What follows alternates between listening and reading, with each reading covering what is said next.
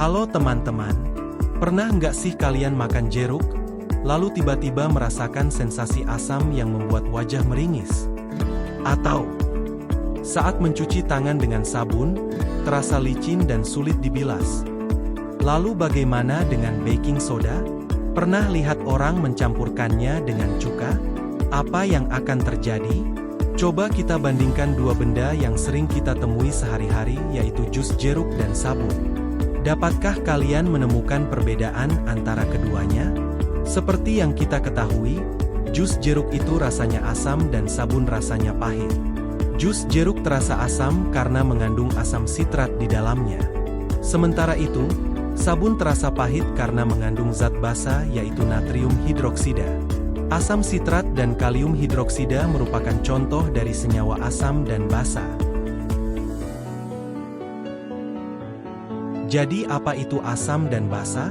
Istilah asam berasal dari bahasa Latin, yaitu acetum, yang artinya cuka. Menurut Kamus Besar Bahasa Indonesia, asam adalah zat yang dapat memberikan proton dan dapat membentuk ikatan kovalen dengan menerima sepasang elektron. Sedangkan basa atau alkil berasal dari bahasa Arab, yang artinya abu. Menurut Kamus Besar Bahasa Indonesia, basa adalah senyawa yang cenderung menyumbangkan sepasang elektron untuk dipakai bersama-sama dan menerima proton. Selanjutnya perbedaan asam dan basa. Asam dan basa adalah dua jenis zat kimia yang punya karakteristik sangat berbeda. Pertama, dari segi rasa. Asam terasa asam, contohnya lemon dan cuka. Sementara basa terasa pahit, seperti baking soda. Tapi jangan asal coba ya. Kedua, sifat. Asam bersifat korosif, bisa merusak logam. Sedangkan basa bersifat kaustik, bisa merusak kulit meski tak selalu merusak benda lain. Ketiga, kadar pH. Asam punya pH di bawah 7, basa di atas 7. Keempat, reaksi terhadap air. Ketika dilarutkan dalam air, asam menghasilkan ion H+. Sedangkan basa menghasilkan ion OH-. Terakhir, uji kertas lakmus. Nah, kalau mau cek pakai kertas lakmus, gampang banget. Lakmus merah tetap merah di asam, tapi langsung berubah biru kalau ketemu basa. Selanjutnya teori asam basa. Asam dan basa merupakan zat penting dalam kimia. Para ahli pun mengembangkan beberapa teori untuk menjelaskan apa itu asam dan basa. Tiga teori utama yang dikenal yaitu teori Arrhenius, teori Bronsted-Lowey dan teori asam basa Lewis. Teori Arrhenius. Asam basa Arrhenius menyatakan bahwa saat dilarutkan dalam air, asam adalah zat yang menghasilkan ion H+, sedangkan basa menghasilkan ion OH-. Teori Bronsted-Lowey. Teori asam basa menurut Bronsted-Lowey didefinisikan asam adalah donor atau pemberi H+, dan basa adalah akseptor atau penerima H+. Senyawa yang bertindak sebagai asam basa Bronsted-Lowey disebut amfoter. Bronsted-Lowey juga mencetuskan teori asam basa konjugasi. Asam konjugasi adalah basa yang telah menerima ion H+, sedangkan basa konjugasi adalah sisa dari asam setelah melepaskan ion H+. Teori asam basa Lewis. Asam basa Lewis menjelaskan terkait struktur dan ikatannya. Asam menurut Lewis adalah zat yang punya kecenderungan menerima pasangan elektron basa, sedangkan basa adalah zat yang memberikan pasangan elektron.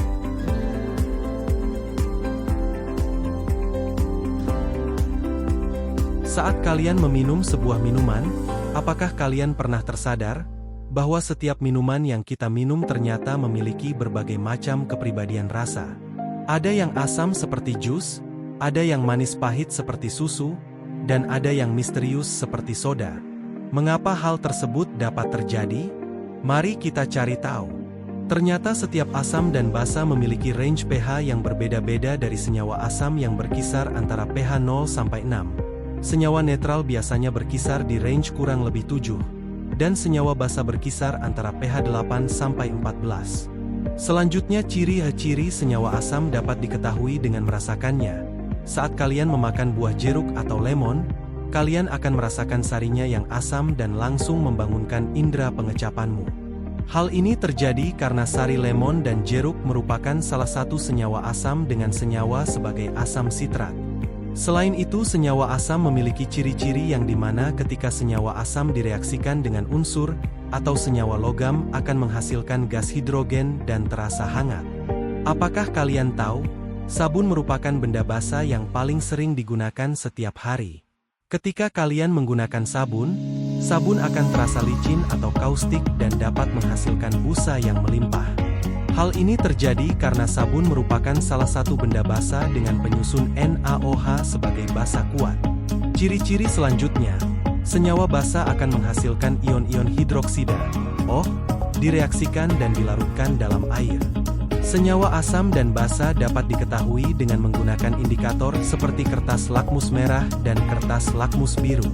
Selain kertas lakmus, senyawa asam dan basa dapat diketahui dengan indikator alami seperti bunga telang. Ketika bunga telang direaksikan dengan asam, warna yang semula biru akan menjadi ungu atau magenta. Sedangkan jika direaksikan dengan basa, warna yang semula biru akan menjadi hijau toska. Indikator alam lain yang dapat digunakan selain bunga telang yaitu bunga sepatu, manggis, dan masih banyak indikator alam lain. Selain itu, terdapat indikator khusus seperti indikator basa phenolphthalein yang dapat mengubah warna menjadi pink ketika direaksikan dengan senyawa basa. Untuk senyawa asam juga memiliki indikator khusus yaitu indikator metil oren yang dapat mengubah warna yang semula kuning menjadi merah ketika direaksikan dengan senyawa asam.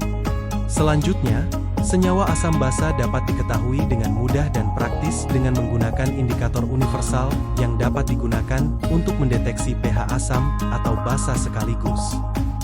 Contoh asam basa dalam kehidupan sehari-hari. Asam. Asam sitrat. Rasa asam pada lemon, jeruk serta buah sitrus lain itu berasal dari asam sitrat, senyawa alami yang banyak ditemukan dalam buah-buahan tersebut. Tapi, tahukah kamu, asam sitrat bukan cuma soal rasa. Senyawa ini ternyata punya banyak manfaat, antara lain, dapat menambah cita rasa, mengawetkan makanan, menurunkan berat badan, menjaga kesehatan kulit, mencegah batu ginjal, melawan radikal bebas.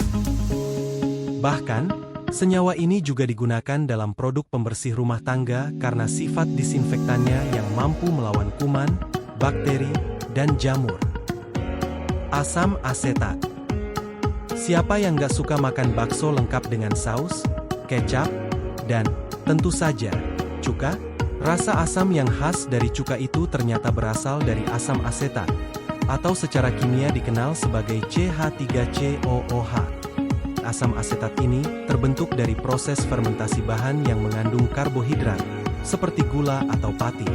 Bakteri asam asetat bekerja mengubah alkohol menjadi asam asetat. Asam karbonat. Minuman bersoda, segarnya memang menggoda. Tapi tahu nggak sih, di balik rasa asam dan sensasi, nyes, itu, ada proses ilmiah bernama karbonasi. Karbonasi adalah proses penambahan karbon dioksida, CO2, ke dalam air. Hasilnya, terbentuklah asam karbonat, H2CO3. Asam lemah yang membuat soda terasa asam dan penuh gelembung. Basa. Natrium hidroksida.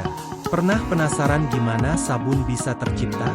Rahasianya ada pada natrium hidroksida, NaOH, zat alkali kuat yang jadi bahan utama dalam proses pembuatan sabun.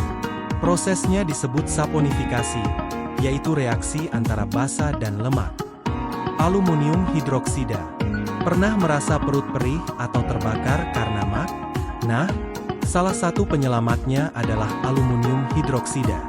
Zat ini bekerja sebagai antasida, yaitu obat yang menetralkan asam lambung berlebih.